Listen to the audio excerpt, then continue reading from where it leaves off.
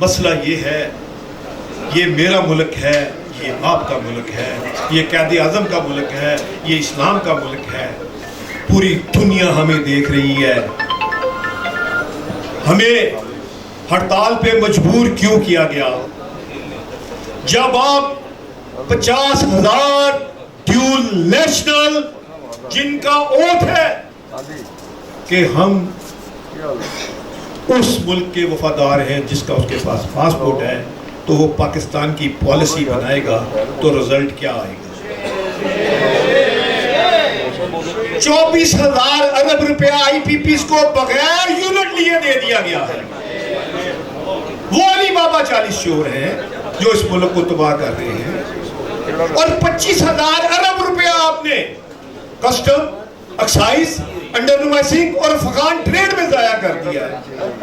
58,000 ارب روپے کے لوکل قرضے ہیں، انہوں نے قرضے لیے ہیں۔ وہ 58,000 ارب روپے ہم سے پوچھ کے قرضے لیے ہیں؟ اگر لیے ہیں تو کہاں خرچ کیے ہیں؟ وہی ماما چاچا دادا کو کک بیک کے ذریعے پیسے دیے گئے ہیں۔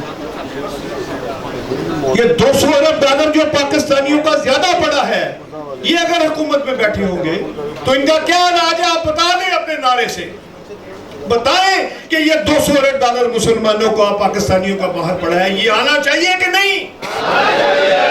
آنا چاہیے کہ نہیں؟ یہ لوگ اسمبلی میں ہونے چاہیے کہ نہیں؟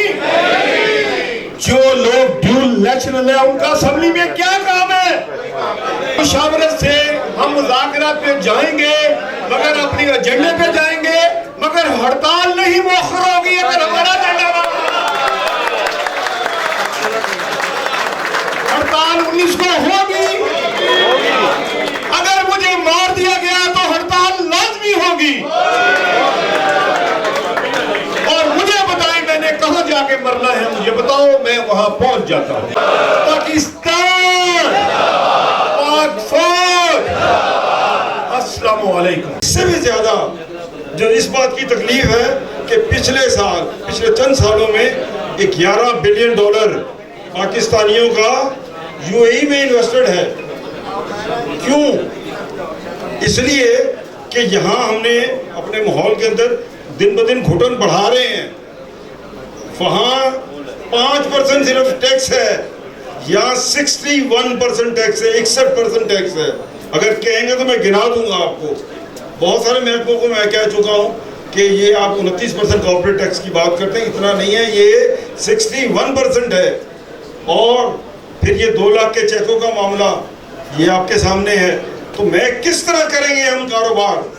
پرائیویٹلی ملتے ہیں تو آپ کہتے ہیں کہ جناب آپ چھوٹے چھوٹے بل بنا لیں، لیکن ہم کیا سارا دن بیٹھ کے غلط بل بناتے رہیں گے؟ آپ ہمیں اس چیز کی تکلیف دے رہے ہیں۔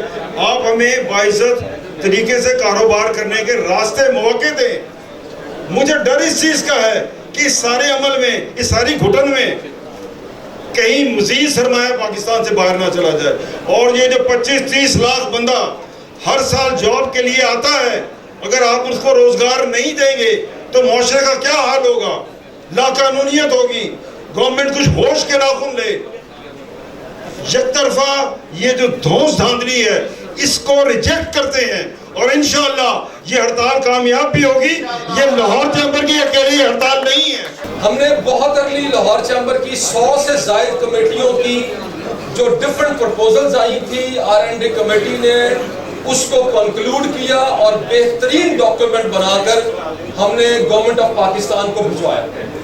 جب فائنانس منسٹر یہاں پر تشریف لائے تو چونکہ وہ ساتھ ہی ہمارے بیٹھے تھے, جب ان کی تقریر کی باری آئی اور ہم سب نے اپنی بات کر لی تو یہ ریکارڈ کے اوپر بات ہے, ریکارڈنگ کے اوپر موجود ہے کہ انہوں نے یہ فرمایا کہ آج مجھے لاہور چیمبر سے اسٹریٹجک قسم کی جو تجاویز ہیں جو پاکستان کو ٹرن اراؤنڈ کر سکتی ہیں وہ آج لاہور چیمبر سے مجھے ملی ہیں. آج تک لاہور چیمبر نے یا کسی چیمبر نے ایسا ڈیرنگ سٹیپ نہیں لیا. آپ نے ہمیں ووٹ دیا, آپ نے چینج کو ووٹ دیا, آپ نے نئی سوچ کو ووٹ دیا اور آپ اس کا رزلٹ دیکھ رہے ہیں کہ پیاف PPG پروگریسو الائنس کی قیادت تمام ہر طرح کا رسک لے کے اپنے صدر ابوذر شاد کے ساتھ کھڑی ہے, آپ کے لیے کھڑی ہوئی ہے اور انشاءاللہ تعالیٰ آپ کے حقوق منانے کے لیے ہر حد تک جائے گی. President Saab, I again thank you for your vision, for your bold step. I thank the قیادت of PPP Alliance. میں لاہور کی تاجر برادری جو آج سب ہمارے پریزیڈنٹس یہاں پہ آئے ہیں, میں آپ سب کا شکریہ ادا کرتا ہوں.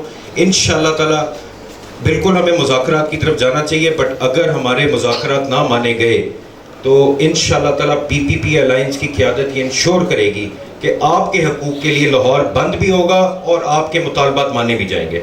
میں یہاں پہ چاہوں گا کہ ایک دفعہ ہم سب کھڑے ہو کے اپنے پریزیڈنٹ میاں ابوذر شاد کے ساتھ اس میں یکجہتی کا اظہار کریں.